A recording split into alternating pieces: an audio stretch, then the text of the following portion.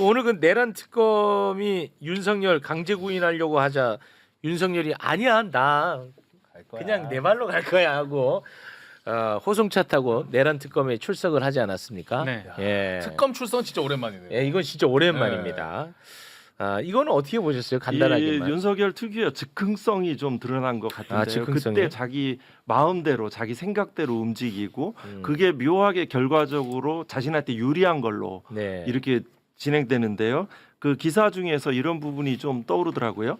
동의하지 않아서 영상 녹화를 하지 않았다. 네. 이거는 독일 같은 데는 재량껏 다 할 수 있도록 돼 있습니다. 중요한 사건을 불문하고 다 수사기관에 할 수 있도록서 이걸 영상 녹화를 남기는 측면들이 우리나라 형사정법 개정이 좀 필요하겠다는 생각도 들고요. 네. 또 그렇지만 진술 거부권 행사하고 있지만 모든 질문을 다 소화할 것이다라는 표현이 있는데 네. 이건 조서란 얘기거든요. 문답심. 네. 우리나라 그 조서는 그 일제의 잔재입니다. 조선말을 모르는 일본 판사한테 알려주려고 이렇게 일본 말로 조서를 작성한 것들이 쭉 그대로 내려왔거든요. 그 독일도 진술 요지를 답변 요지를 좀 기재하는 방식, 또 영국하고 미국에서도 경찰이 그냥 이렇게 노트하고 필드 노트 작성하고 메모 작성하고 수사 보고서 형태로 하지 조서가 없습니다. 이 과정의 수사 방식에 대한 이런 검토도 좀 필요하겠다는 네. 전체적인 제도 개혁 차원에서 좀 생각이 들었고요. 네. 뭐 언제든지 즉흥적으로 한번 분위기 파가듯이 한번 외환죄 유치 부분에 좀 나간 것으로 보입니다. 네. 건강 이런 부분은 조금 거짓이라는 게 드러난 거죠. 그렇습니다. 네. 저는 솔직히 윤석열이가 제 발로 간 거는 구치소장이 바뀐 게 나는 결정적이라고 봅니다. 저도 그 생각했어요. 예. 구치소장이 바뀌었어. 그런데 지금 내란 특검이 이거 체포영장 집행하러 오려고 해. 또 오는 거잖아. 야 이러면은 그 전과 이게 달라질 것이다. 내가 이게 끌려 나가는 모습 보일 수도 있겠다 싶어갖고 나가지 않았나. 개인적으로 그런 생각을 네, 저는 개인적으로는 어제 국감 참고인으로 예. 제가 국회에 가 있었는데요. 네. 전직 구치소장이 나와서 그렇습니다. 그때 실력 행사 교도관의 네. 그 거의 집행 이따 준비돼 있습니다. 그렇습니다. 네네. 그 상황들이 완전히 바뀌었죠. 예 그렇습니다. 네. 그 얘기 저희끼리도 나눌 겁니다. 네. 근데 맞습니다. 실제로 구치소장 바뀐 게 큰 영향인 것 같은 게요. 그럼 특검 나가서 제대로 지금 조사를 받고 있느냐? 진술 거부 중이라. 그러니까. 아니 근데 저는 요거도 맞지만 제가 하나 또 생각하는 부분은 박성재 영장 기각이 나왔잖아요. 그러니까 한덕수 기각, 박성재 기각을 맞춰서 전 윤석열이 이건 좀 하나의 반격을 하고 있는 거 아닌가까지도 저는 생각이 듭니다. 그러니까 소위 말해서 이 법조 카르텔과 윤석열이 모종의 연결을 우리는 의심할 수밖에 없는 거거든요. 아직 그래서 안 하던 검찰의 짓을 하는 세상입니다. 거니까. 네. 검찰의 세상이고 그 네. 조사받으러 가면 마음 편안할 겁니다. 네, 알겠습니다. 네. 자 오늘 정말 잘 모신 것 같아요. 그러니까요. 자 우리 한동수 변호사님과는 여기서 인사 나누겠습니다. 대단히 고맙습니다. 고맙습니다. 네. 자 지금부터는 대한민국 교도소 전문가와 함께 교도소 이야기도 나누고요. 그리고 주진우 의원이 이번에 또 똥볼을 찬 것으로 보이거든요. 아, 그래요? 네. 근데 그 굉장히 중요한 이슈입니다. 네네. 그 관련해서 이야기를 나누기 위해서 대한민국 최고의 교도소 전문가 모셨습니다. 김광민 변호사님 박수로 맞이합니다. 네. 네, 안녕하세요. 교도소 전문가 김광민 변호사입니다. 자, 이 교도소 얘기 나왔으니까 김현우 교도소장 이야기 잠깐 좀 한번 하겠습니다. 네. 요거 전문가시니까 요거 좀 예. 여쭤보려고 제가 계속 아껴놨어요. 이거를 자꾸 그 한동수 변호사님이 갖고 가려고 해가지고 내가 이거 간직했잖아. 남겨놨어요. 남겨놨습니다. 지금 김현우 교도소장은 교도소장 할 게 아니라 철책 바깥을 지킬 게 아니라 안에 들어가야 되지 않을까. 저는 그런 생각을 한번 해봅니다. 자, 윤석열이 교도소장 바뀌고 살 빠졌잖아. 맞아요. 이게 나는 굉장히 중요하다고 봤잖아. 매불쇼 혼자만 다뤄 이거. 혼자만 다르잖아. 교도소장 바뀌니까 윤석열 지발로 걸어 들어가잖아. 그렇죠. 김현우 서울구치소장 시절에 온갖 특혜를 윤석열이가 다 받았다는 거 증거입니다. 네. 그 살이. 그렇죠. 예. 1차 구속 당시 강희구 부소실장이 윤석열에게 휴대전화 건네줬잖아. 거기서 국정지시 다 때렸잖아. 여기서 끝난 거 아니잖아. 교도관들 24시간 심부름꾼 노릇 다 했잖아. 3교대였나요? 그리고 넓은 거 다 이용했잖아. 맞지? 그럼에도 불구하고 수용일지 작성 안 했잖아. 네. 작성해야 되는데. 자, 그리고 윤석열이 24시간 무제한으로 변호사들을 접견할 수 있었던 것. 이게 이제 김현우 작품입니다. 윤석열 수용 관리 계획서. 요거를 김현우가 결재를 해서 가능했던 거거든요. 네. 그거 자 보십시오. 자, 접견 시간대 외 접견 실시 등을 허가한다. 이거 완전 미친 거야. 이거를 김현우가 이거를 결재해 갖고 세상에 없던 걸 만들어 준 겁니다. 자, 그리고 가장 중요한 문제. 네. 윤석열이 이제 구치소에 있을 때 특검에 의해서 체포 집행하러 갔죠. 갔죠. 그런데 교도관들이 무기력했다는 얘기가 나오잖아요. 맞아요. 그게 바로 김현우 작품이었던 것으로 이번 국정감사장에서 들통이 났습니다. 오. 지금 쭉 이야기한 것 김현우를 불러놓고 장경태 의원이 하나하나 다 물어보거든요. 함께 보시죠. 혹시 휴대폰 바꾸셨어요? 부임하고 나서 서울구치소장 부임하시고 나서 서울구치소장 아니, 본인 핸드폰 바꿨는지 안 대답해. 바꿨는지 왜 바꿨습니다. 바꾸셨죠? 내란 속에 윤석열은 6시가 넘어서도 접견에도 교도관들이 저 시간에 접견 허용 저 내용 때문에 어떠한 제재도 못했고 53일 동안 변호사 접견 140회 주말 명절까지 휴일에 52회 일과 시간 이후 42회 접견을 실시했어요. 저 이유가 뭐죠? 제가 오기 전부터 휴일이나 일가 외 시 아니요, 김현우 증인이 명시한 시간에 접견 허용 내부 결재 문서 없습니까? 제가 오고 난 뒤에 오기 전에 문서가 거의 작성이 다 돼 있었고 결재만 남은 그런 단계였습니다. 아니, 그러니까 결재를 하셨잖아요. 근데 예, 결재를 기획안은 나와 있었는데 본인이 결재한 서류잖아요. 지금 제가 어려운 말 묻습니까? 결재하셨냐고요, 소장이? 했습니다. 그리고 윤석열 체포영장 집행 시에 보호장비 미사용에 대한 결재하셨어요, 안 하셨어요?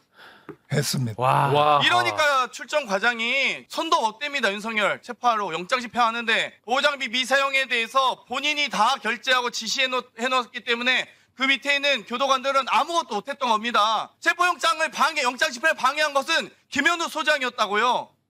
김현우야. 와. 진짜 심각한 사람이야. 그렇죠. 어떤 부분 주목하십니까? 우선 뭐 지금 방금 나온 부분 보면요, 보호장비 미착용. 네. 이게 이제 보호장비 미착용하라는 게 어떤 의미를 갖냐면, 그걸 잘 모르겠던데. 예, 사실상 강제력을 동원하지 말라는 얘기예요. 아. 그게 그러니까- 의미하는 게 예, 아. 그러니까 교도관들이 뭔가 강제력을 동원해서 어떠한 행위를 할 때, 뭐 예를 들면 윤석열이면 윤석열을 끌어낸다든지 네. 이런 행위를 할 때는 강제력 동원에 대해서는 당연히 그에 상응하는 반작용이 예상되잖아요. 그렇죠. 네, 그렇다고 하면 보호장비 착용을 하고 들어가야 된다. 아. 근데 너네 보호장비 착용하지 마라고 하면 우리가 강제력을 동원했을 때 예상되는 반작용을 아예 포기하라는 거예요. 반작용이 있지 않게 해라. 그리고 그 자체가 내가 강제력을 행사하지 말라는 교도소장의 시그널이구나 이렇게 받아들일 수 있겠군요. 그렇게 되는 거죠. 그렇게 되니까 사실상 이거 집행하지 말라고 한 거나 그러네. 마찬가지입니다. 그러니까 와. 당연히 물리력 동원에 대해서는 거기에 대한 부작용이 발생할 거고 거기에 대한 대비를 해야 되는데 그 대비 대처를 하지 말라고 지시한 거니까 집행하지 말라는 얘기를 한 거죠. 그리고 이게 구치소 내에서는 외부 감시가 불가능하니까 사실은 구치소장이 다 알아서 한다고 봐야 되는 것이고 네. 이게 교도관들은 계급이 있어요. 뭐 교위, 교감 또 위에 이제 계급들이 군대처럼 다 있기 때문에 당연히 밑에 부하 직원들은 구치소장이 하지 말라고 하는데 그걸 어떻게 합니까? 그러니까 이거는 김현우의 온전한 작품이다. 온전한 책임이다. 이렇게 보는 게 맞습니다. 지금 안양교도소장으로 있잖아요. 예, 그게 거기서 잘 있습니다. 예. 교도소장으로 있을 게 아니라 예. 수사받아야 될 직위해제를 먼저 해야죠. 직위해제 해야 될 것 같은데요. 네. 진짜? 우리 형님은 잘 나가다 교도소장으로 있을 게 아니라 뭐 수감자가 돼. 왜 이런 좀 세게 가야지. 형님은 좀 그래. 지금 내 열 여기까지 받아 있는데. 자, 그럼 다시 정정- 위로가 전혀 안 돼. 옷만 갈아입으라고 정정하겠습니다. 하면 되잖아요. 네. 구속 수사를 해야 됩니다. 구속수사. 네. 그리고 아까 저 법사위 장면 뒤에까지 보면은 장경태 의원이 그 얘기하더라고요. 예전에 법사위에서 민주당 의원들이 구치소 가가지고 김현우 만났을 때는 그때 부정했었다고. 맞아요. 와, 네. 근데 여기 이제 이번에는 네. 인정하고. 이 진짜 심각해. 지금 안양 구치소장 할 때가 아니라니까 그러니까. 진짜. 그리고 핸드폰은 왜 다 죄다 바꾸는 거예요? 핸드폰 진짜? 바꿨잖아. 다 바꿨어요 지금. 핸드폰. 관련자들은. 다 바꿨습니다 핸드폰. 이게 핸드폰 바꾼 시점도 상당히 중요한데 그 정확하게 시점을 얘기하지 않지만 본인이 서울구치소장 끝날 때쯤 바꿨다라고 그렇게 얘기를 하잖아요. 하더라고요. 네. 그 즈음이 어떤 시점이냐면 김현우가 구인영장 집행 거부해가지고 고발당한 시점입니다. 수사받기 직전. 예, 그러니까 그래? 그 해서 와, 이제 씨. 뭐 관련해서 이제 고발을 당해요. 구인영장 집행을 거부해서 고발 당하고 나서 그러니까 이분이 이제 정확한 날짜를 얘기하지 않아서 좀 애매하게 하는데 그러고 나서 지금 8월달에 인사 조치되는 거거든요. 네. 그러면 서울구치소는 끝날 때쯤 바꿨어요라고 하면 아마 8월 정인 걸로 보여요. 그러면 고발 당하고 나서 바꾼 거예요. 고발 당하고 나서 바꾼 거고 수사 대비로. 이게 어디까지 가냐면 사실은 그 교정시설 같은 경우는 이게 행정 절차가 다른 기관에 비해서 엄청 더 까다롭습니다. 그래서 교정본부에서 이제 관련 보고사무지침이라는 게 있는데 보고사무지침에 어느 정도로 돼 있냐면 지금 얘기 나오는 것 중에 수용자 관리 문서, 관리 지침 문서를 본인이 네. 결제했냐 안 했냐 얘기 나오잖아요. 네네 맞습니다. 이 내용을 어느 경우에 어디까지 보고해야 되냐라는 게 지침에 다 나와 있어요. 그 지침 중에는 사회적으로 관심이 높은 수용자의 경우에는 해당 수용자 관리 지침을 보고해라라고 돼 있고 이 보고 경로가 지방교정청 통해서 교정본부장 통해서 법무부 장관까지 보고가 됩니다.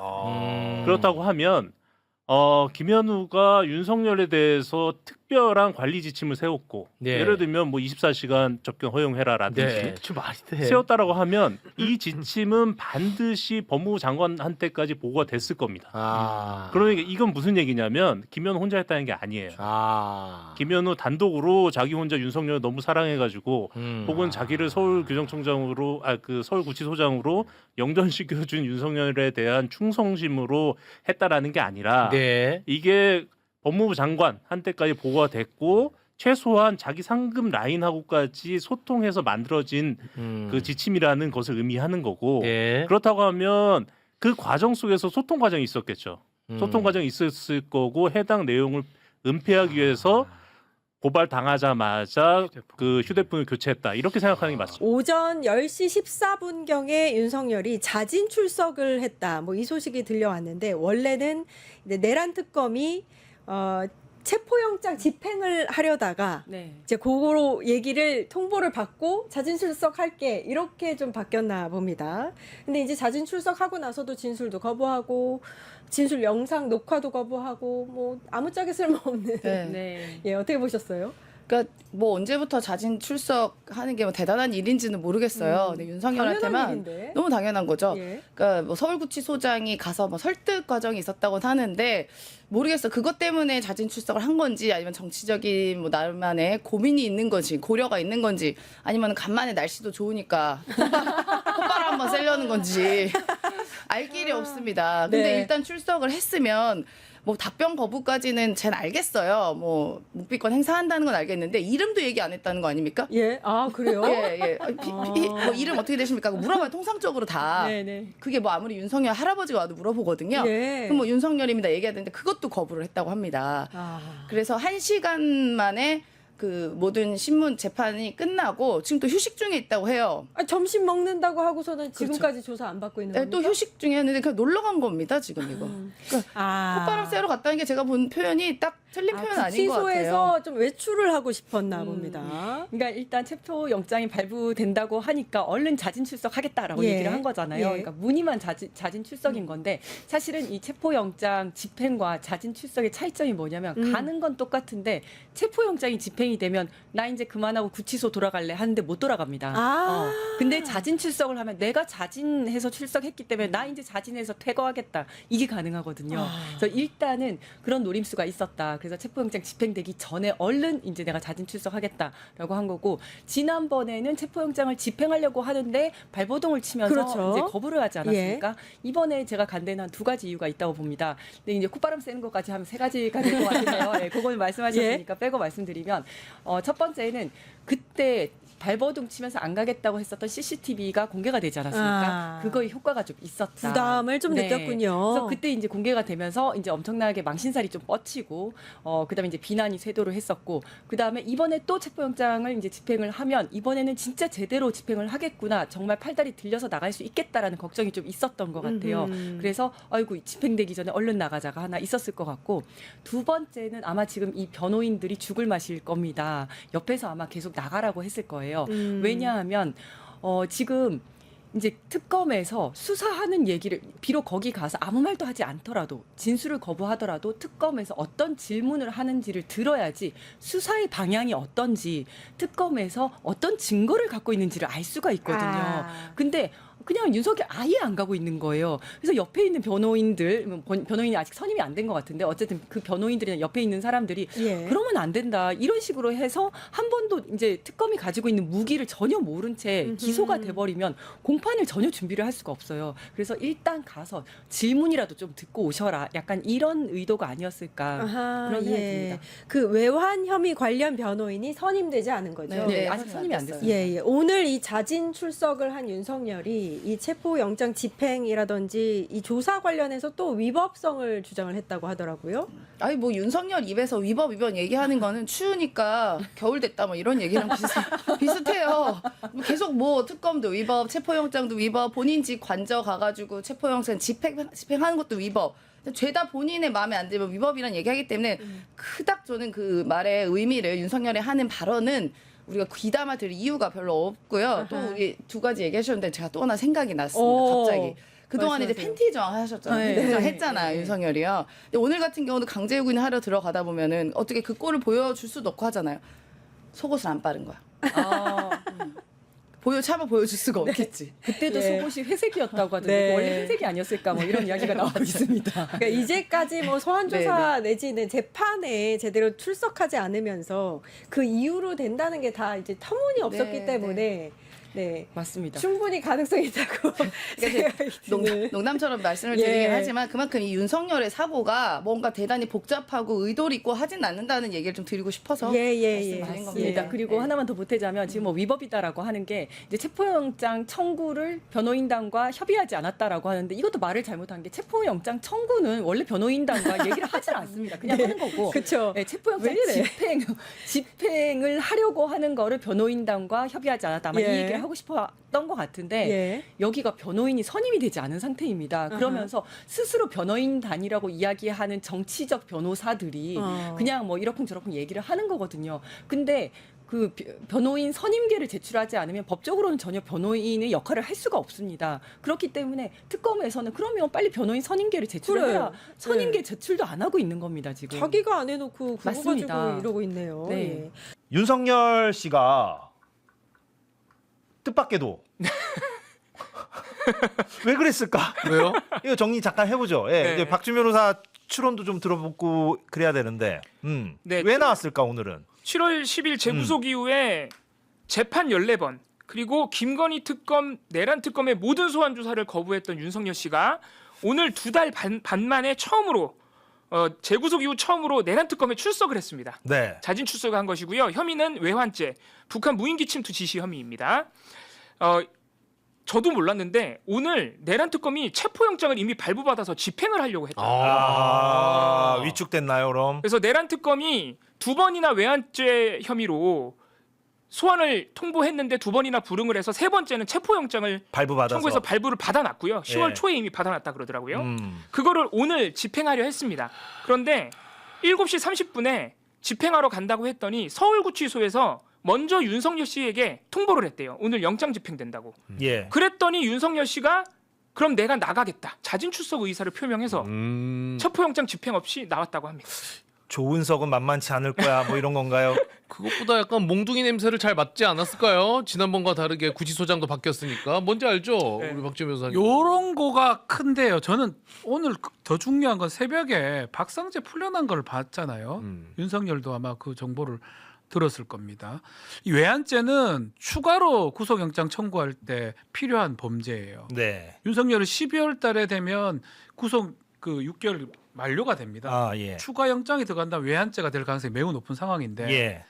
아마도 야 박성재도 이게 영장이 안 됐네. 아하. 야 나도 제대로 하면 영장 기각될 수도 있겠어. 여차하면. 저는 이런 생각도 했을 것 같아요. 아하. 그래서 수사에 협조하는 모습을 협조한 보여줘야 척이라. 되니까. 근데 가서는 또 진술 거부 행사에 네, 진술 하나도 안 했습니다. 예. 가기는 간 거잖아. 가긴 가고. 그러니까 좀 전에 말한 것처럼 체포영장 집행 부분도 있겠죠. 그거는 빤스 있고 버티면 버틸 수 있습니다. 네. 한번 빤스 있고 버텨봤기 때문에. 근데도 저는 그런 부분도 좀 크지 않을까 제 개인적으로는. 그리고 예상을 만약에 합니다. 체포영장에 대한 뭐 그런 뭐 생각도 있었을 수도 있지만 박 변호사님 말씀을 받자면 그래도 내가 출석은 해서 네. 묵비권이라도 행사하면 나중에 판사가 예. 판단할 때 네, 또 박정호 같은 판사 있지 않겠나? 이런 생각을 또 그리고 판사가 판사할 때 어찌됐건 뭐 소환 조사에 응하게 응하고 됐으니 있고. 예. 뭐 구속 기간 만료됐으니 풀어주라라고 판단할 수도 있다. 저는 개인적으로 생각합니다. 아, 예. 그럴 가능성이 있겠네요. 예. 근데 그 박 변호사님 말씀의 대전제는 지금 구속 기간 만료가 12월까지인데 그때까지 만약에 1심 선고가 안 났을 때죠. 때입니다. 만약에 1심 선고가 직위원재판부에서 나면 그러면 2심으로 이제 2심은 넘어가는 넉 달입니다, 거니까 또. 넉 예. 달은 다시 또 구속 기간이 연장되는 예, 것이고. 맞습니다. 사건 연장입니다. 그러니까 그 선고가 안 났을 때는 구속 기간 만료가 되면 풀어줘야 되는 거니까. 네. 그때 특검 입장에서는 외환죄 부분으로 영장을 칠 수 있다. 예, 이 얘기죠. 맞습니다. 예. 이게 박준 변호사님 말씀해주신 그 추정이 좀 개연성이 있어 보이는 게 예. 최상병 특검에서도 이 최상병 순직 수사 배합의 정점이 또 윤석열 씨잖아요. 경로 지시. 네. 그 혐의로 23일 소환 통보를 했는데 그건 또 거부를 했어요. 아, 그랬죠. 예. 예. 그러니까 최상병 특검의 소환 조사는 또 거부를 해놓은 상태입니다. 안 가겠다 했고. 예. 그게 보면은 말씀해주신 대로 물론 추정이지만 박성재 전 장관의 내란 혐의 구속영장 기각을 보고 말씀해주신 그런 기대감을 품고 희망의 최상병 불씨. 쪽은 또 별개 사건이니까 응 다르니까요. 네. 예. 그런 판단을 했을 수 있지 않을까 이런 예상은 됩니다. 그러면은 박성재 관련해서 내란 특검에서 재청구해가지고 구속되면은 그럼 또 안 나와. 안 나와. 아유 배렸다 이거 다. 야, 안 되네. 안 되네. 또 안 나와. 안 돼. 나가지 마. 어떻게 되는 거야? 에이, 빠지. 저 튀자. 야, 아, 근데 조금 직접적인 오늘의 출석 이유는 특검이 밝힌 바에 따르면 특검이 오늘 브리핑을 했어요. 자진 출석에 대해서 그 서울구치소에서 영장 집행에 상당한 적극성을 보였다는 얘기를 합니다. 구치소에서. 구치소에서 네. 이번에 만약에 체포영장 집행하러 오면 우리가 적극적으로 물리력을 동원하겠다라는 분위기를 내비쳤다. 그런 분위기를 풍긴 것 같아요. 물리력 표현은 안 나왔습니다만 안 특검 나왔지만. 브리핑에서 구치소가 적극성을 보였다는 표현을 했어요. 그 설명을 특검이 했다 이거죠? 특검이 했습니다. 예. 그걸 볼 때는 아까 수사님 말씀해주신 대로 김현우 서울구치소장 시절에는 갖은 특혜가 주어지고 심지어는 김건희 특검의 체포영장 집행 당시에 김현우 구치소장이 교도관들한테 보호구 쓰지 말라는 지시를 했다는 거 아닙니까? 그런데 현재 바뀐 김도영 서울구치소장 체제에서는 상당한 적극성을 보이자 윤석열 씨가 이건 안 되겠구나 싶어서 나온 거 아닐까 이런 예상도 가능합니다. 어제 또 놀랐던 것 중에 하나가 저는 김현우 전 서울구치소장의 이 거짓말이 들통나는 상황이었습니다. 장경태 의원이 계속해서 추궁을 했었었는데 뭐 본인이 그런 윤석열에 대한 특혜를 뭐 한 게 아니라는 식으로 계속 주장했지만 결국은 본인이 한 것이라는 게 이제 확인이 되지 않았습니까? 아니 그러고 나니까 이 사람들이 그냥 몽땅 다 우리를 물러보는구나. 사실 이제 이 생각을 안 할 수가 없어요. 그래서 어제 사실은 김현우 안양교도소장 지금 안양으로 사실 보내준 게 그게 무슨 징계도 아니지만 어쨌든 철저하게 이 사람의 범죄 행위에 대해서 가려야 될 것이고 더 중요한 건 김현우가 이렇게 당하는 걸 보더니 윤석열이 오늘 이 조은석 특검의 강제구인과 관련해서 나 나가겠다. 강제구인 안 해도 된다. 내가 알아서 나가마. 이런 얘기가 지금 했단 말이죠. 왜냐하면 김현우 소장이 결국에는 그 교도관들에게 보호장구 착용하지 말라 그러면서 결국에는 체포집행을 방해했다는 게 이제 확인이 되니까 어떻게 보십니까, 이정규 대표님? 일단 윤석열도 이제 겁은 내고 있고 민주당 지금 하는 것 그리고 이재명 대통령이 갖고 있는 법과 원칙에 대한 생각, 법무부 장관의 지금 발언 이제 이런 것들로 보면 이게 지금 쉽게 끝날 게 아니다.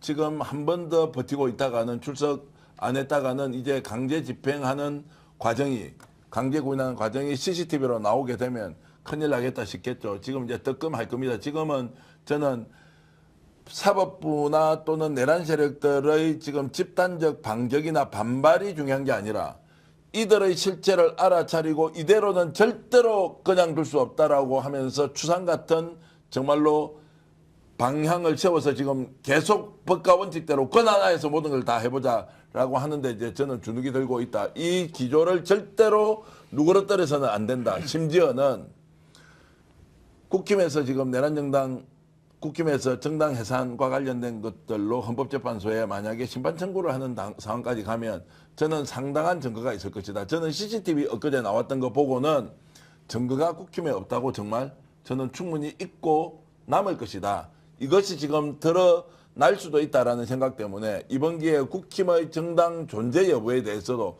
제대로 따질 정도로 원칙을 가지고 국민들을 믿고 무조건 밀어붙여 가야 된다는 생각입니다. 어쨌든 윤석열이 8시간 동안 조사를 받고 이제 귀가를 하는 상황인 것 같은데요. 이 사람이 아무래도 김현우가 죄 지은 것이 들키니까 아 내가 좀 미안하다 해가지고 자진해서 나온 게 아닌가라는 생각이 조금 들었습니다. 그렇지만 결국 나와서는 또 횡설수설하면서 자신의 죄를 스스로가 자복하지 않았을까 이런 생각이 드는데요. 근데 저는 심리적 변화도 있었을 거라고 보고요. 첫째는 심리적 변화요. 감옥에 좀 더 가둬놔야 된다. 나올 가망성이 전혀 없다. 이런 생각들을 좀 하게 만들어줘야 된다. 그래야 심리적으로 변화가 생길 수 있잖아요. 네. 더군다나 윤 어게인도 이제 좀 시들해지고 있잖아요. 아니 근데 국민의힘은 뭐 저렇게 날릴지 오늘 제가 대법원 앞에 지나서 왔는데 오늘 대법원 국정감사에서 그런지 조화라 그래야 되나요? 조화들이 반 정도 있고 그 다음에 그 전철역 옆에는 서초역이죠. 서초역 6번 출구 쪽인데 그쪽에는 조화 말고 또 이제 알록달록한 화환들이 쭉 있으면서 윤 어게인이도 막 써 있더라고요. 그거는 몇백 명으로도 충분히 할 수 있는 그래요? 행동이에요. 몇 명 안 되는 거예요? 윤석열 지키겠다고 윤석열 그 특검에 나오거나 아니면 재판에 출석할 때 초반기에 네. 그때 나가서 시위하는 시위대 숫자 저도 이제 지나가면서 자주 그 길 지나가기 때문에 보는데요. 진짜 한 줌도 안 돼 대한민국에서 따지면. 맞아요. 그러니까 그거 보면서 좀 지켜봐 달라고 나 그거 보겠다 이렇게 했던 한심한 대통령이었는데요. 네, 스마트다님께서 이렇게 말했습니다. 현재 민주적 법이 아니라 특별법에 의해서 처벌합시다. 통합은 그 다음입니다. 지금은 젠틀할 때가 아닙니다. 이 말이 맞는 것 같습니다. 정치만 저는 이거는 네. 꼭 얘기해야 되는데요. 민주당이 들어야 될 부분이라고 저는 보는데 민주당의 최고의 힘은요. 계엄을 막았던 국민인 거예요. 그럼요. 민주당의 가장 큰 힘인 거예요. 그래서 저는 뭐 어떻게 비판하실지 모르겠지만 문재인 대통령의 최대 실적은 국민들과 멀어진 거라고 봐요. 왜냐 박근혜 탄핵시킨 게 국민이었거든요. 민주당은 사실 뒤늦게 들어갔어요. 탄핵 대열에. 국민들이 탄핵을 했는데 그 국민을 자기 편으로 못 만든 게 제일 큰 실책이라고 저는 봐요. 이재명 대통령도 역시 국민이 계엄을 막았잖아요. 그러면 국민의 여론을 등에 업고 갈 수 있도록 어떻게 정치를 할 것인가를 고민해야 되는 거예요. 지금. 네. 그럼 민주당도 민주당이 가지고 있는 국회로서 입법부로서 국회의원으로서의 권한을 충분히 활용하는 것도 좋지만 그 사법부 조의대 말을 못 들었다는 게 너무 안타깝다고 하는 분들 많거든요. 조의대가 얼마나 어처구니없는 얘기를 하는지 네. 말할 수 있게 해주고 침묵이면 침묵을 보여주고 국민이 분노해서 저대로 두면 안 된다고 들고 일어나게 만드는 방식으로 정치해야 된다. 네. 그 국민들을 자꾸 뒤에다 두는 방식으로 그렇게 움직여야 되는데 자꾸 국회의원들이 혼자서 앞장서서 나가가지고 그걸 본인이 다 하려고 하면 그러면 오히려 국민들이 떨어진다. 그걸 어떻게 정치적으로 잘 풀어나가는가가 매우 중요하다. 그걸 잠깐 저는 잊었다고 보거든요. 조이대가 만약에 이재명 후보를 당시에 죽이려고 했으면 파기환송이 아니라 파기자판을 통해서 지가 목숨 걸고 한번 해버릴 수도 있었겠죠. 아니 근데 그거는 다른 아마 대법관들이 보통이 못했어요. 아니 동의를 안 그러니까요. 했다는 거잖아요. 그것까지는 할 힘이 없는 아니, 안 거죠. 됩니다. 힘이 없는 거죠. 용기도 없을 거고요. 그리고 그런 정도의 객기를 부릴 정도의 상황은 아니다라는 거예요. 지금 영장전담재판부에서 이 어처구니 없는 기각 상황을 계속 만들지 않습니까? 이번에 재청구 한번 해보십시오. 어떻게 나오는지. 그것도 무시하고 재청구에 3청구까지 한다고 재재청구. 그래도 계속 한다 안 한다. 저는 특검이 내란 특검 조은석 특별검사가 특별한 각오로 지금 이 문제에 대해서 접근을 해야 한다. 여기에서 꺾이잖아요. 이것은 대한민국 법치를 반법치 세력에게 맡길 거냐 아닌가의 문제예요. 교도소에서 저렇게 이루어지는 불법적 행태에 대해서 윤석열을 그냥 둔다라고 하면 앞으로는 힘센 놈은 교도소 가면 지 마음대로 살아도 된다. 판사는 자기 마음대로 결정을 하더라도 따라갈 수밖에 없는 이 상황, 비정상을 만들지 않아야 하는데 그러면 네. 이들이 어디까지 저항할 수 있느냐. 저는 저항 못한다고 보고 이번에 자극이 잘 됐다고 봅니다. 오히려 초심으로 돌아가서 어떻게 해서 윤석열을 저렇게 파면을 시켰느냐 그 과정 생각해보면 이제는 검찰이 아니라 사법부다. 사법부를 어떻게 지금 우리가 개혁해야 하는지를 국민들이 똑똑히 목격하고 있으니 절대로 흔들리지 않고 원칙대로 가면은 사법부도 국민을 위한 사법부로 바꿀 수 있다 이렇게 말합니다. 네, 소리별님이 국민은 위대하다. 사법부 각성하십시오. 이렇게 말씀하셨고요. 김도희님은 민주여당과 우리 국민이 마음과 뜻을 보탭시다. 이랬고요. 강순영님은 반란입니다. 영장기각 판사 이런 얘기하셨고 또 마마젤라님은 판사들은 일반인이 가지는 도덕관념이 하나도 없나요? 이러셨고요. 여진김님, 조의대 및 대법관들 전원 내란 동제범으로 파면시켜야 되는 것 같습니다. 이런 얘기 하셨고요. 강주호님도 지금 내란 세력들이 최후의 발악을 하고 있는 상황이라서 확실히 뿌리를 뽑아야 됩니다. 이렇게 말씀하셨는데 지금 주춤하면 안 되겠다 이런 생각이 좀 들었습니다.